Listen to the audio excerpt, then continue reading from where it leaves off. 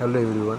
मैं solo levelling के season 2 का लास्ट चैप्टर एक्सप्लेन कर रहा हूँ। कल से सीज़न 3 के चैप्टर के एपिसोड आएंगे। चैप्टर के स्टार्टिंग में हमें जिम ये कैसे दिखता है कि मैंने पहले ऐसा कभी नहीं देखा। अब तक रैंक्स की क्लास बस इलाइट नाइट और इलाइट नाइट ही थे और अब नया क्लास जनरल रैंक है।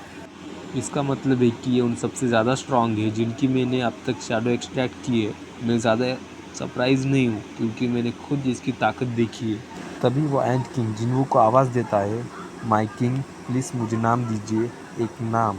जिनवू, ऐसा लगता है कि बिना शर्त वफादारी जो मेरे सभी शैडो सोल्जर मुझे दिखाते हैं वो इस पे भी फॉलो होता है।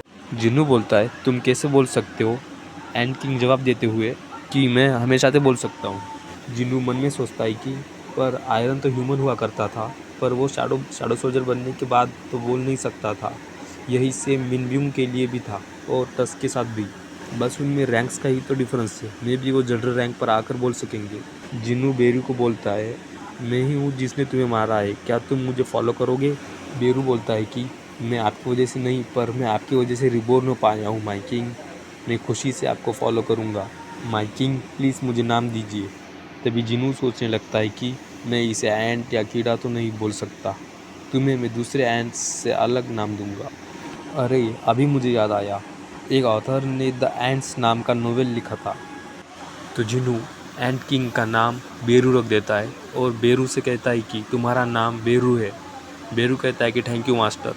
जिनू सोचता है कि अच्छा हुआ, अब क्वीन की शैडो एक्सट्रैक्ट करने का टाइम है। तभी जिनू बोलता है अराइज। क्वीन का लेवल भी हमें जनरल रैंक पर शो होता है, पर क्वीन की वजह से जिनू का बॉन्ड बाकी एंट्स पर वीक होने लगता है। तभी बेरू कहता है क्वीन के पास बाय बर्थ के पावर्स है कि वो बाकी एंट्स को कंट्रोल कर सकती है। जिनू बोलता है तो तुम ये कह रहे हो कि जब तक एंट क्वीन अलाइव है तब तक वो एंट्स पर कमांड कर सकती है? बेरू कहता है कि बिल्कुल। जिनू बेरू से कहता है कि क्वीन का माना तो उसके रैंक से कम है, पर ये कैसे हुआ? बेरू बेरू कहता है क्वीन बस रिप्रोड्यूस करने में ही माना का यूज़ करती है। बेरू, अभी क्वीन का माना कम है क्योंकि उसकी बॉडी डिस्ट्रॉय हो चुकी है, तो उसके पास रिप्रोड्यूस करने की एबिलिटी नहीं है। जिनू, इसका मतलब है कि बैटल में क्वीन किसी काम की नहीं है? बेरू, आप सही है मास्टर।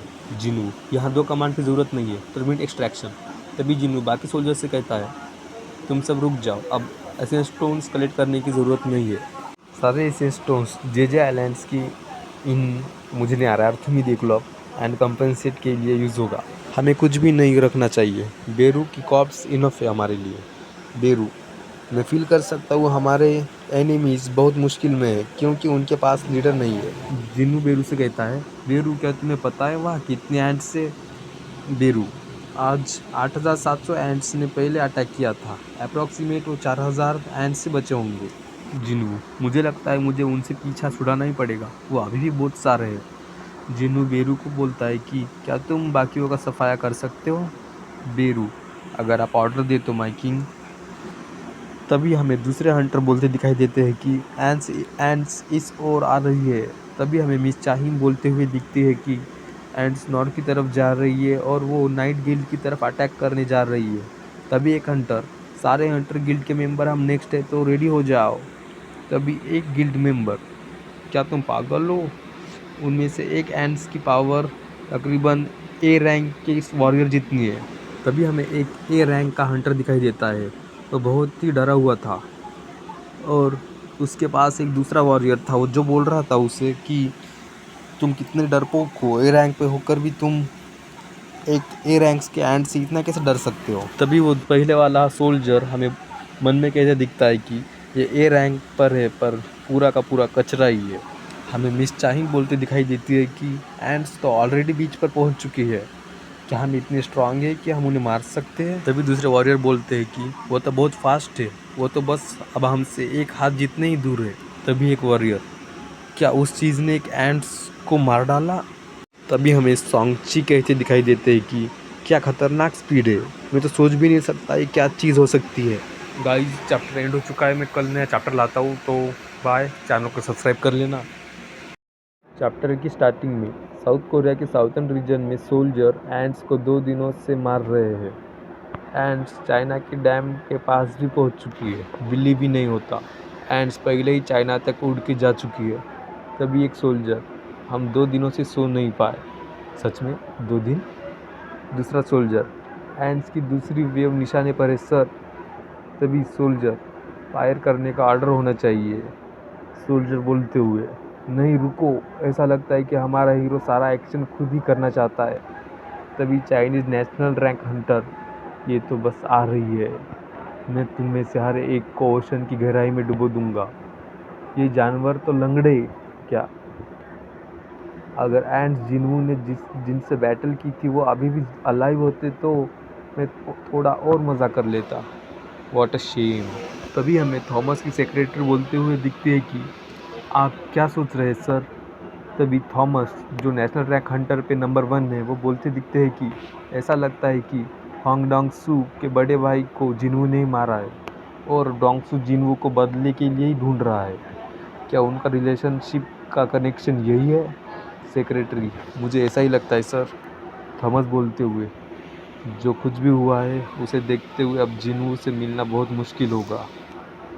ये रियली बहुत ही बुरा है, मैं उससे मिलने के लिए बहुत ही बेचैन हूँ। तभी हमें थॉमस का नेम और उसकी गिल्ड, जो स्कैवेंजर गिल्ड है, वो दिखाई देती है। तभी सेक्रेटरी बोलते हुए, आप क्या करेंगे अगर उन दोनों में फाइट स्टार्ट हो जाए सर। तभी थॉमस, लेउरा, क्या तुम अभी भी मुझे नहीं जानती। होंग डोंग सू स्कैवेंजर गिल्ड की प्रॉपर्टी है और स्कैवेंजर गिल्ड मेरा है।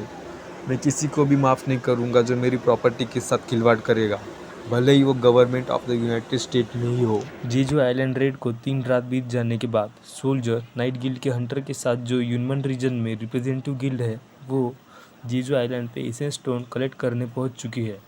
तभी एक हंटर बोलते हुए, एक बार एक आदमी था जिसे कभी किस्मत का साथ नहीं मिला। तभी दूसरा हंटर, सॉरी गाइज मुझे भी नहीं समझ रहा क्या हो रहा है, बैक टू द स्टोरी। तभी पहले वाला हंटर, वो हमेशा जो भी करता था उसमें सबसे बेस्ट बनने की कोशिश करता था। उसका सपना था गोल्ड मेडल जीतने का। वो ट्रेन होता रहा स्ट्रांग बनने को, और वो डाइट्स भी फॉलो करता था क्योंकि वो लोअर वेट वालों से कम्पीट कर सके। उसने कड़ी ट्रेनिंग बर्दाश्त करी, बस इतना ही बाकी था कि वो ओलंपिक में भाग ले। आखिरकार ये उसका लाइफ लॉन्ग ड्रीम था। उसने डोपिंग टेस्ट पास कर लिया और पिछली रात उसे एक अच्छा सपना आया था। वो बेस्ट कंडीशन में था, पर मानामीटर के रिजल्ट में वो अवेकन दिखा तो उसे ओलंपिक में भाग लेने से रोक दिया गया। तभी सोल्जर, क्या ये तुम्हारी स्टोरी है। तभी दूसरा सोल्जर बोलते हुए, उस आदमी को अपना सपना छोड़ना पड़ा, लेकिन फिर से उसे एक नया रास्ता मिल गया। उसने स्टेट का नंबर 1 गिल्ड बनाने की शपथ ली। तभी लड़की बोलते हुए, प्लीज़ यहाँ कूड़ा ना फेंके। तभी हंटर, आप तो एक चलती फिरती इंस्पिरेशन है सर। तभी एक हंटर, इन हाई क्वालिटी एशियन स्टोन को तो देखो, इनके साथ मेरा स्टेट का नंबर 1 गिल्ड बनाने का सपना पूरा हो जाएगा। लड़की, तुम तो घोटाला कर रहे हो। तब भी दूसरा हंटर बोलता है कि वैसे भी ऐसा लगता है कि यहाँ जगह तो पहले से ही साफ़ है। चलो तुम लोग, मुझे कोई माना फील नहीं हो रहा है, इसलिए आराम करना ठीक होगा। उप्स, इनमें से एक छिपा हुआ था। खैर, ज़्यादा चिंता करने की ज़रूरत नहीं है। हो सकता है कि कुछ लोग पीछे रह जाए, लेकिन हम आपकी सुरक्षा के लिए यहाँ हैं। तभी हमें दूसरा हंटर बोलते दिखता है कि क्या हो रहा है। तभी पहले वाला हंटर, सर सर। तभी सोल्जर, यहाँ कौन है। तभी सोल्जर, इस आइलैंड पे ओनली सोल्जर का एक ग्रुप है और वही दूसरे लोग हैं, और उस एसोसिएशन जिसमें से हमें ये मिशन मिला है। तो तुम कौन हो। तभी दूसरे हंटर, सर क्या ये ह्यूमन है। तभी लड़की बोलते दिखती है कि तुम क्या कर रहे हो।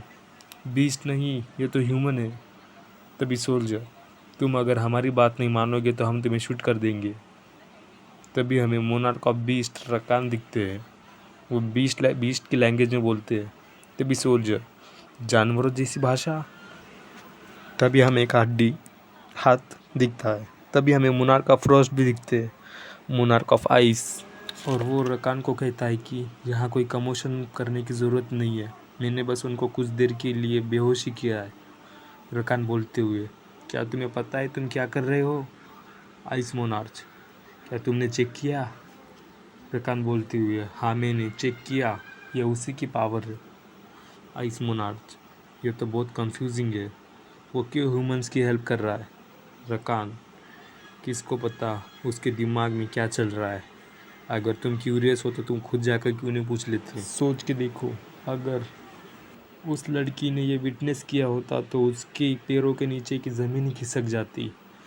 आइस मोनार्क बोलते हुए, खेल तो उसी वक्त होगा, वो भी बिना किसी चेंज के। क्या तुम समझे रकान? रकान बोलते हुए, बाय द वे मुझे लगता है उनमें से एक यहाँ है। आइस मोनार्च यहाँ साउथ कोरिया में?